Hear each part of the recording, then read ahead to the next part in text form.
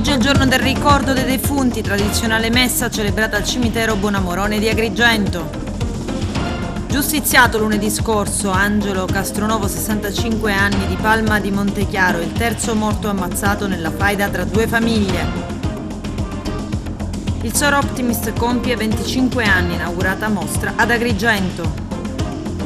A 2 anni dall'incendio riapre Chiesa Madre di Favara.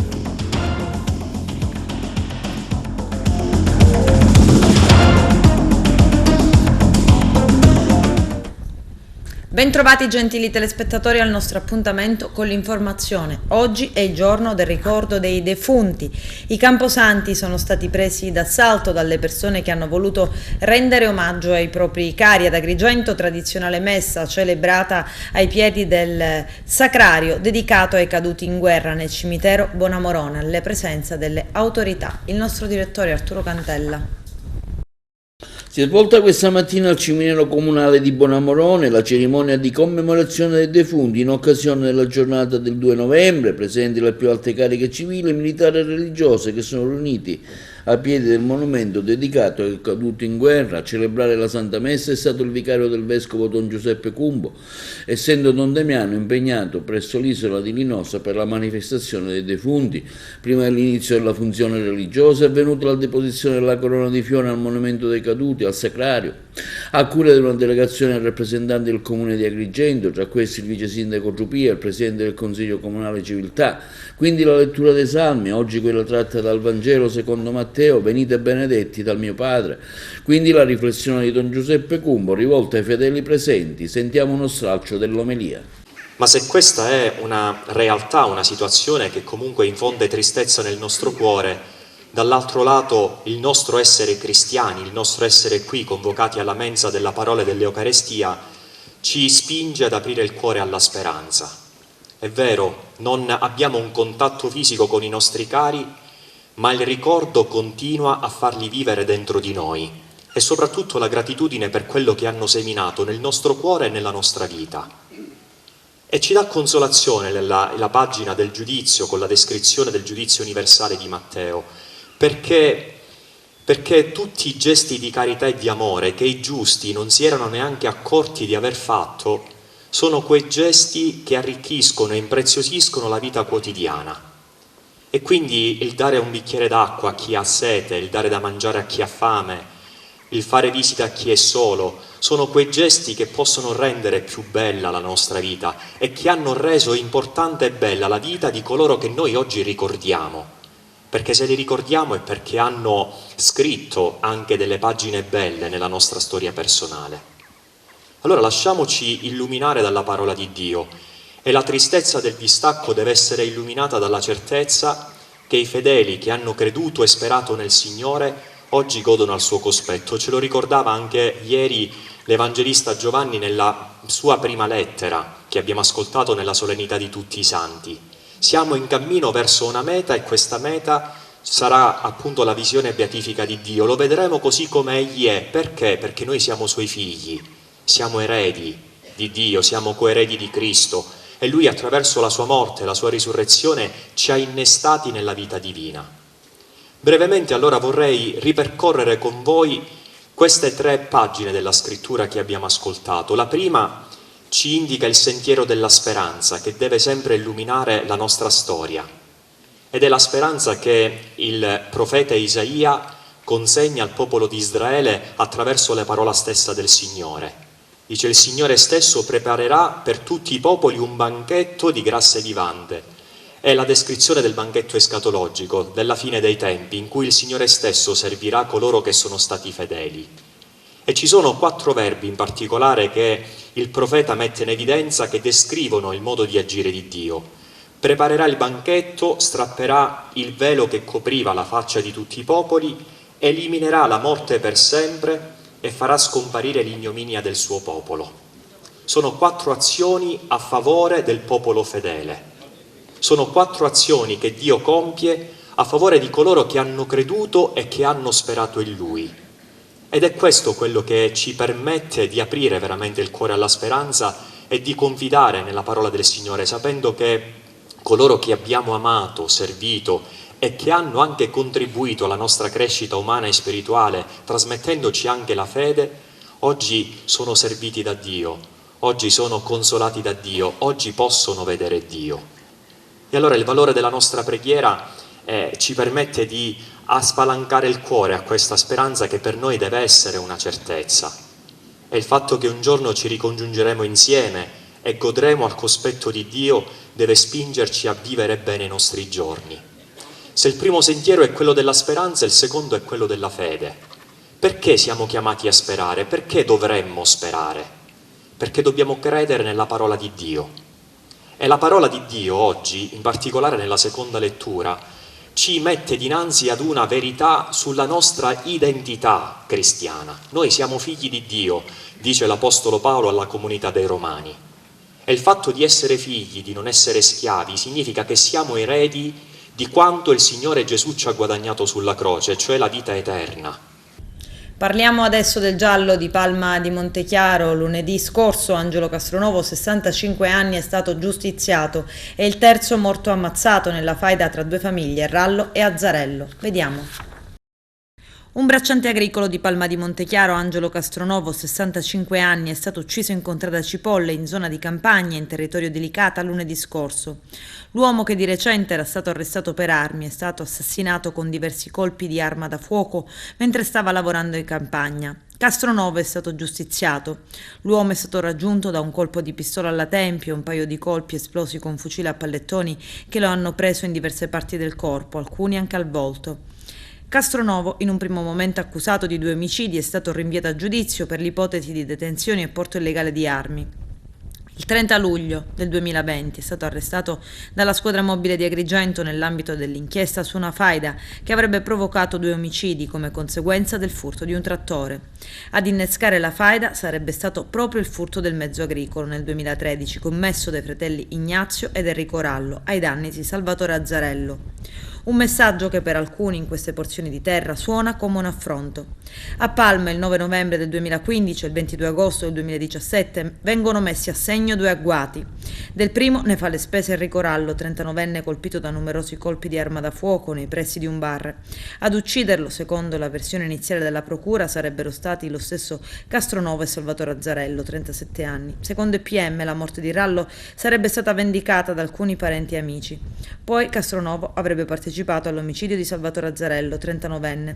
Tuttavia Castronovo è stato arrestato ed è finito a processo solo per un giro di armi connesso all'indagine. Le accuse sono 12, dopo che il GIP ha ritenuto che gli indizi di colpevolezza per i 2 omicidi non fossero sussistenti.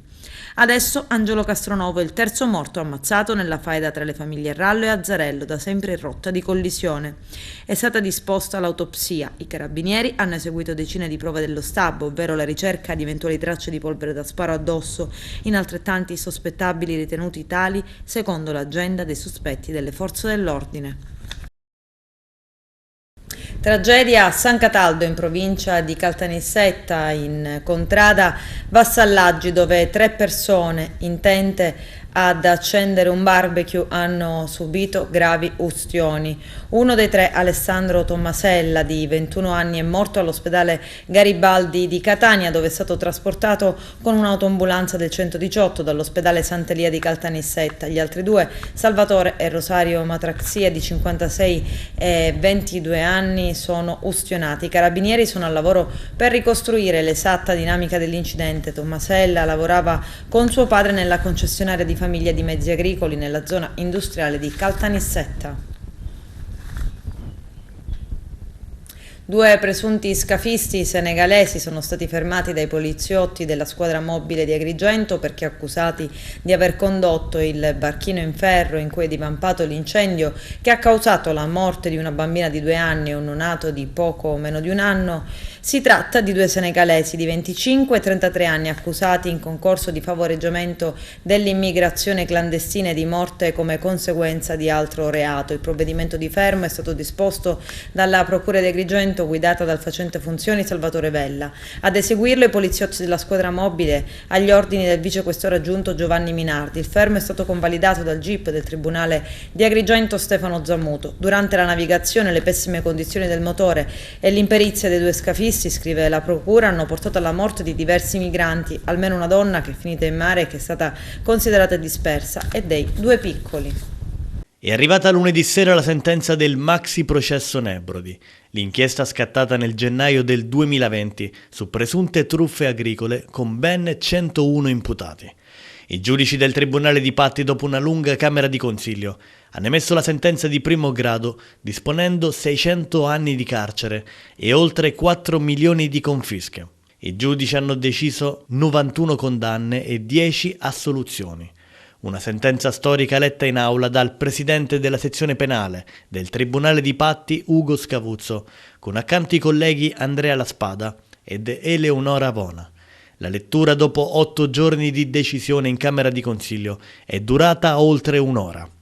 Sostanzialmente è stato confermato in buona parte l'impianto accusatorio avanzato dalla Procura nel luglio scorso. L'inchiesta portò a una lunga serie di arresti dopo anni di indagini dei Carabinieri e della Guardia di Finanza, indagini che smantellarono un presunto sistema di truffe agricole sui terreni dei Nebrodi e della Sicilia orientale, con la criminalità locale che dal 2010 al 2017, secondo l'accusa, intercettò contributi pubblici dall'Unione Europea per 5 milioni e mezzo di euro. Una svolta al sistema messo in piedi arrivò con il protocollo Antoci, tra gli strumenti più importanti di lotta alla mafia sui fondi europei per l'agricoltura, diventato legge nel 2017. La sentenza, ha dichiarato l'avvocato Paolo Starvaggi, legale del Centro Studi Pio La Torre, costituitasi parte civile nel processo, ci consegna un esempio di efficienza e sacralità della giustizia che difficilmente siamo abituati a riscontrare nelle aule dei tribunali. Un plauso va al collegio presieduto dal dottore Scavuzzo, che in poco più di 1 anno e mezzo ha concluso un processo con oltre 100 imputati. Devo dire che c'è stata una sentenza, importante, esemplare per alcuni aspetti, ma soprattutto, c'è stata una dimostrazione di efficienza della giustizia a cui non siamo troppo abituati, specialmente noi che frequentiamo giornalmente le aule giudiziarie. Vedere che in poco più di 1 anno e mezzo è stato definito un processo con 101 imputati ci fa tirare un sospiro di sollievo e pensare che forse qualcosa di buono può esserci nel funzionamento della giustizia. Poi il tema era un tema molto importante. Io sono stato costituito parte civile per il Centro Studi Pio La Torre e devo dire che questo tema, del protocollo Antoci, da cui è scaturita l'indagine e che ha portato a colpire la criminalità sulla finanza, sui flussi finanziari che la rendono sempre più potente e pericolosa, anche idealmente ci collega alla grande intuizione di Pio La Torre, che 40 anni fa con la sua legge ha compreso come fosse veramente importante intervenire con le misure che colpissero i patrimoni della criminalità organizzata, e quindi un motivo in più perché Centro Studi fosse presente, partecipasse e seguisse questo processo, e per questo collegamento ideale tra Pio La Torre e Peppe Antoci. Chi ha vinto alla fine? Ma secondo me hanno vinto i cittadini, i territori, le imprese sane siciliane, che hanno visto nello Stato per una volta una risposta forte, immediata ed efficace. A Palermo ieri, poco dopo mezzogiorno, un uomo di 37 anni, Salvatore Arcuri, padre di 2 bambini, è morto vittima di un incidente stradale in Viale Regione Siciliana, subito dopo la rotonda di Via Oreto in direzione Trapani. Ad Arcuri, alla guida di un furgone carico di pesce, per cause in corso di accertamento è sfuggito il controllo del mezzo e si è schiantato sul bordo carreggiata. Sul posto sono intervenuti i carabinieri, i vigili del fuoco e gli agenti della polizia municipale.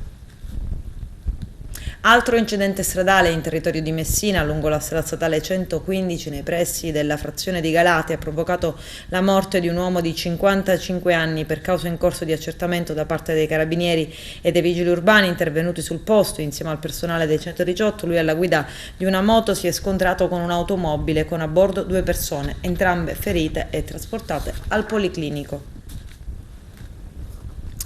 Incidente stradale a Piazza Armerina in provincia di Enna ha provocato la morte di Calogero Presti, 65 anni, carpentiere. Lui alla guida della propria Fiat Punto, per causa in corso di accertamento, si è schiantato contro il guardrail lungo la strada statale 117 bis. L'automobile è stata letteralmente tagliata in due dalle lamiere. Sul posto hanno lavorato polizia, vigili del fuoco e sanitari del 118. A Favara riapre la chiesa madre a 2 anni dall'incendio. Giuseppe Moscato. Dopo oltre 2 anni di chiusura forzata a causa dell'incendio che distrusse l'organo e danneggiò seriamente la struttura, la chiesa madre di Favara ritorna fruibile dopo i lavori finanziati con l'8 per 1000. L'apertura ufficiale con una solenne concelebrazione presieduta dall'arcivescovo di Agrigento Don Alessandro Damiano, alla presenza di tutto il clero di Favara, del sindaco e delle autorità civili e militari. Una concelebrazione alla quale hanno assistito tantissime persone, tutta la comunità religiosa in festa per la ritrovata Madrice, non solo simbolo di religione ma anche simbolo dell'intera città.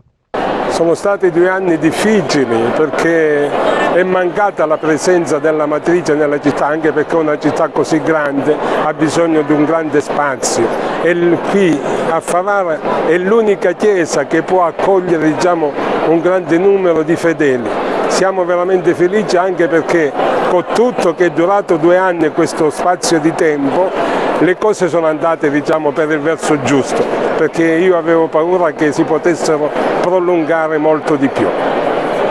Adesso iniziamo, la città accoglie e oggi è proprio la festa di tutta la città di Favara, tutte le comunità parrocchiali racchiuse e raccolte qui in Madrice. È certo che la Matrice indica proprio l'unità di tutta la città e quindi anche per l'occasione, oltre che viene il vescovo, il pastore della diocesi, ecco, per solennizzare e per dare di nuovo un nuovo input perché la città riprende il suo cammino normale, anche tutti i parroci hanno aderito, diciamo, con estrema facilità e anche con grande piacere di poter celebrare oggi tutti insieme come città in questa Matrice. La città di Favara si riappropria della sua Matrice, simbolo di fede e simbolo della città. Ed è una cosa molto bella. Dopo l'incidente che io ricordo, ne seguì la notizia fuori dalla diocesi di Agrigento, non pensavo di venire qui.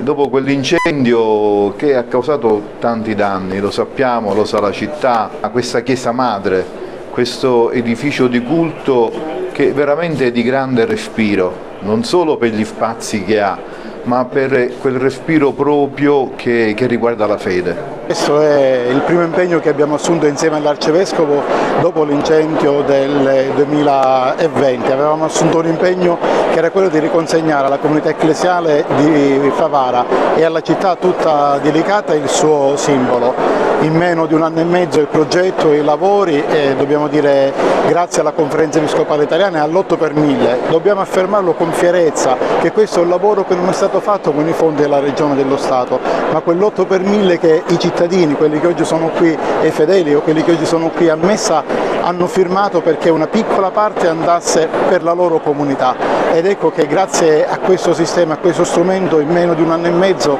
tra progetto e lavori, la Chiesa Madre viene riconsegnata bella, splendente alla comunità ecclesiale, simbolo di unità per i fedeli, simbolo di centralità per tutta la comunità sociale. Una grande e bella emozione, ricordiamo tutti quei momenti tragici perché tutti favaresi, vedendo quel fumo che si alzava dal campanile e non sapendo il danno reale, abbiamo temuto per il peggio. Fortunatamente dopo un periodo di chiusura siamo riusciti a recuperare questo, che non è un monumento solo religioso, un simbolo per tutti i religiosi e i credenti di Favara, ma è un simbolo dell'intera collettività. Questa cattedrale, questa chiesa madre l'hanno voluta i favaresi a suo tempo ed è un patrimonio di tutta la città. Oggi siamo qui felici, soddisfatti che si possa finalmente riappropriarsi di questo monumento. Si avvia a soluzione, seppur molto graduale, il grave problema, se non lo scandalo, delle bare non sepolte al cimitero Santa Maria dei Rotoli a Palermo. Negli ultimi 2 anni le sepolture effettuate sono state 90 e le salme ancora in deposito sono 1166. Sono in corso lavori di sistemazione di loculi ipogei e di ripristino dei campi di inumazione da tempo abbandonati, funzionali al recupero di nuovi posti per le sepolture. Inoltre sono già avviati e saranno posizionati a breve lungo alcuni viali del Camposanto oltre 300 loculi che, una volta montati e installati, permetteranno di proseguire con lo smaltimento delle bare nei depositi. Il sindaco Roberto Lagalla commenta: finalmente è stato possibile ricominciare a seppellire. Sebbene i lavori siano iniziati da soli 2 mesi, i palermitani che fanno visita ai loro defunti in queste ore potranno trovare certamente un luogo più decoroso. Il percorso sarà lungo e complesso perché la situazione presa in mano da questa amministrazione era drammatica. Quella del cimitero è certamente la più grave ferita della città, ma stiamo lavorando incessantemente per dare degna sepoltura ai morti che attendono da troppo tempo e offrire le dovute risposte ai familiari mortificati da una lunga e ingiusta attesa, conclude Lagalla.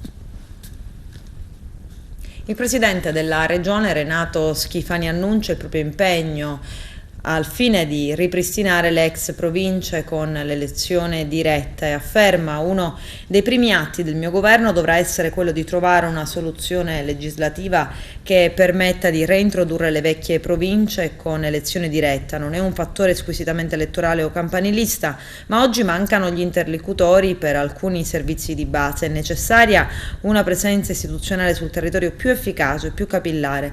Presenteremo, prosegue, un disegno di legge in questa direzione. Spero che su questo ci possa essere collaborazione anche con le opposizioni.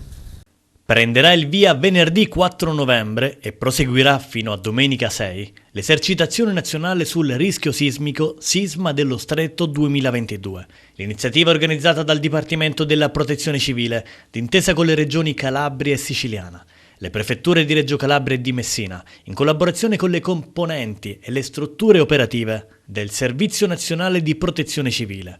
Sisma dello Stretto 2022 si svolgerà nelle province di Reggio Calabria e Messina, con l'obiettivo di testare l'attuazione del modello di intervento nazionale per il soccorso sul rischio sismico, attraverso l'attivazione di centri di coordinamento, la realizzazione di working area per attività di soccorso tecnico urgente e sanitario, l'allestimento di aree di accoglienza per la popolazione, l'impiego delle colonne mobili e le attività di valutazione e di agibilità post-evento sismico. Lo scenario operativo vedrà la simulazione di un terremoto di magnitudo 6, con un significativo livello di impatto su abitazioni e popolazione, capaci inoltre di innescare effetti ambientali come frane, liquefazioni e fenomeni di maremoto. La simulazione di un maremoto sarà inoltre l'occasione per un ulteriore test di IT Alert, il Sistema Nazionale di Allarme Pubblico, per l'informazione della popolazione, in fase di sperimentazione, che diramerà un messaggio ai cellulari presenti nell'area dei comuni costieri delle province di Reggio Calabria e Messina. In occasione dell'esercitazione sarà allestita sul lungomare Falcomatà, in vicinanza della stazione Lido a Reggio Calabria, la mostra Terremoti d'Italia, che resterà aperta al pubblico dal 3 novembre al 3 dicembre. All'Archivio di Stato di Agrigento l'inaugurazione della mostra 25 anni di impegno Soroptimista. Arturo Cantella. Si sono concluse le manifestazioni che hanno caratterizzato i 25 anni della fondazione del Club Soroptimist di Agrigento, presieduto da Margherita Trupiano, con l'inaugurazione di una mostra fatta presso l'Archivio di Stato di Agrigento, messo a disposizione dal dirigente della struttura Rosanna Florio. La mostra mette bene in evidenza la crescita del Club di Sole Donne che ha avuto nel tessuto agrigentino, partendo dalla sua prima presidente, Caterina Busetta. Fino ai giorni nostri all'evento erano presenti tra l'altro tante autorità civili e militari, tra cui il primo cittadino di Agrigento, Francesco Miccichè, che ha presentato il progetto di Agrigento Capitale della Cultura alla presidente nazionale del Soroptimist Club, Giovanna Guercio, presente ad Agrigento per tutta la durata dell'evento. L'inaugurazione della mostra dedicata ai 25 anni dell'impegno soroptimista nel territorio di Agrigento è un'occasione per sottolineare il valore degli archivi privati nella loro dimensione di esemplare testimonianza di attività declinate in tutti i settori del sociale e della cultura, ed è il segno tangibile dell'impegno profuso nel nostro territorio da parte di un gruppo di donne che hanno messo a disposizione della società impegno, talento, creatività, sensibilità, valori e intelligenza per offrire una serie quindi di servizi e anche di attività che veramente si configurano come esempi mirabili di azioni positive. La mostra sarà visitabile fino al 9 novembre dalle ore 10 alle ore 17:30 presso i locali dell'Archivio di Stato di Agrigento in via Mazzini 185. Lei ha voluto portare il saluto del Comune di Agrigento alla Soroptimist, all'associazione che oggi vede con questa mostra all'Archivio di Stato la testimonianza di 25 anni di presenza nel territorio. Sì, io penso che l'evento oggi è importantissimo. La Soroptimist International Club di Agrigento, con a capo la presidentessa Margherita Trupiano, abbia un ruolo importante per la nostra società civile. Questa mostra è nell'espressione, è la storia, sono 25 anni di attività di donne impegnatissime proprio sul sociale. Qualsiasi altra argomentazione è inutile qui esporla, penso che sia un fiore all'occhiello per la nostra Agrigento. Ringrazio sempre, sono lusingato per questo invito. È una mostra che nasce da un progetto nazionale di advisoring di cui sono la nostra Presidente Margherita Trupiano ha affidato a me di fare l'advisor proprio di questo progetto. Il progetto consiste nell'archiviare presso gli archivi di Stato o biblioteche il materiale che tutte le presidenti abbiamo raccolto nell'arco di questi 25 anni. Ovviamente noi abbiamo mirato in alto, ci siamo subito raccordate con l'Archivio di Stato e abbiamo trovato una grande disponibilità. A quel punto, assieme ad altre due amiche soroptimiste, abbiamo raccolto tutto il materiale, lo abbiamo portato in archivio. Nel momento in cui abbiamo portato questo materiale in archivio, la dottoressa Rossana Florio con grande generosità ci disse: ma qui ci sono delle cose importantissime, belle, le dobbiamo esporre. E così è nata la mostra, che durerà per 8 giorni fino al 9 di novembre, per cui se c'è qualcuno che sarà incuriosito a vederla può venire all'Archivio di Stato di Agrigento e vedere la mostra, che resterà ancora allestita per 8 giorni. Nella serata la presentazione dei 2 nuovi soci del club, quindi la relazione dei presidenti ai soci presenti sulle attività future del club. Presidente, allora un consuntivo di questi 3 giorni qui ad Agrigento con vari momenti in cui lei ha lanciato anche un messaggio sulle cose da fare il prossimo anno. Credo che sia emersa la grande vitalità di questo club, che sta vivendo un momento bellissimo, dove le socie fondatrici si sentono responsabili di far crescere le giovani, e questo è bellissimo perché è un momento veramente fondamentale, passare l'esperienza e lasciare il passo ai giovani. Questo è vero in azienda, è vero nelle famiglie, è vero nell'associazionismo ed è vero quindi nel nostro club. club.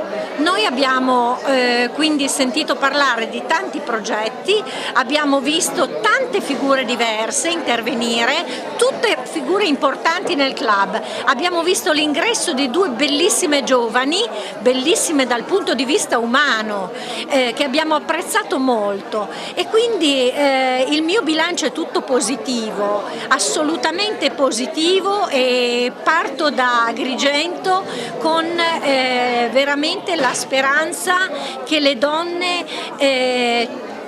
come dice qualcuno, salveranno il mondo. Sono stati 2 giorni intensissimi, veramente straordinari, perché abbiamo avuto la possibilità di ripercorrere il nostro impegno soroptimista, avere con noi amiche da tutta Italia, avere con noi la Presidente nazionale che ha apprezzato il nostro impegno e anche le bellezze della nostra città.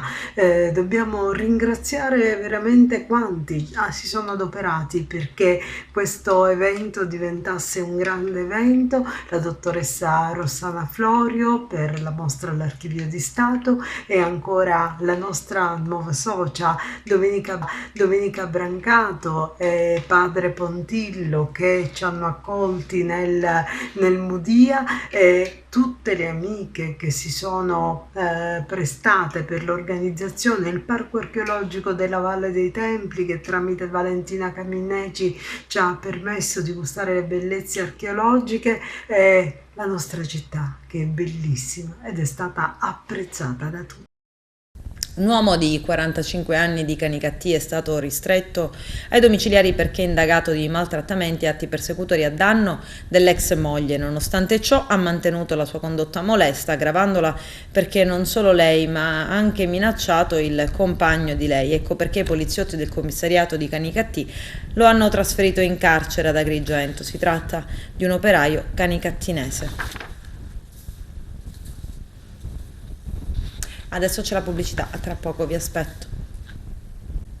L'associazione ambientalista Mare Amico di Agrigento, coordinata da Claudio Lombardo, ha scoperto e denunciato con foto e video una discarica ricolma di Eternit nella Valle dei Templi. A poca distanza dal tempio di Vulcano, Mare Amico ha segnalato lo scempio al direttore del Parco della Valle dei Templi, Roberto Ciarratta, che ha assicurato un immediato intervento a rimedio.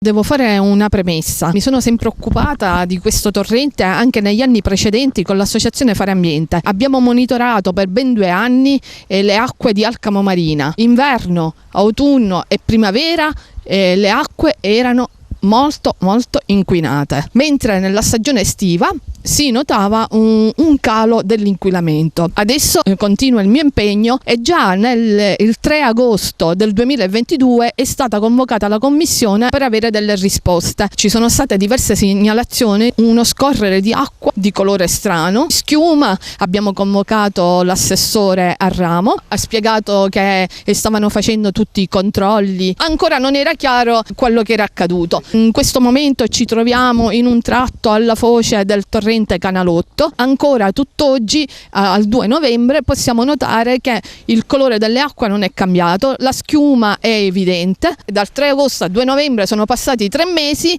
e ancora il problema non si è risolto. Inquinamento ambientale, ed è gravissimo. Parliamo tanto di turismo, parliamo tanto di ambiente e poi non riusciamo ancora una volta a risolvere questo problema. Tanti cittadini hanno segnalato sia sui social sia con le telefonate. Non bastano più le denunce, ma bisogna attivarsi per risolvere il problema, capire la causa. Come Presidente e per volontà di tutta la 4ª Commissione abbiamo convocato la Commissione riguardo questo argomento per lunedì 7 novembre alle ore 9. Ritengo che sia importante per dare risposte sia ai consiglieri comunali che a tutti i cittadini. Anniversario della fondazione dello Skating Club Akragas, costituita nel 1961, è una delle società più longeve della FIP. Vediamo.